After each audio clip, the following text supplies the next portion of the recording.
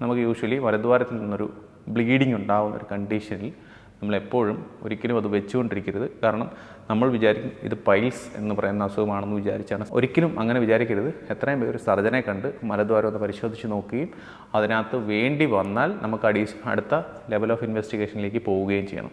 So നമുക്ക് എങ്ങനെ ഒരു വൻകുടൽ ക്യാൻസർ കണ്ടുപിടിക്കാം എന്ന് ചോദിച്ചാൽ എപ്പോഴും നമുക്ക് പ്രധാനമായിട്ടുള്ളത് കൊളോണോസ്കോപ്പി എന്ന് പറയുന്ന ടെസ്റ്റാണ്. കൊളോണോസ്കോപ്പി എന്ന് വെച്ചാൽ നമ്മുടെ വൻകുടലിൻ്റെ നീളം ഏകദേശം 1.5 മീറ്ററോളം വരും. ആ 1.5 മീറ്ററോളം നമ്മളൊരു ചെറിയ ക്യാമറ ഘടിപ്പിച്ച ഒരു ട്യൂബ് നമ്മൾ കൊളോണോസ്കോപ്പ് എന്ന് പറയും.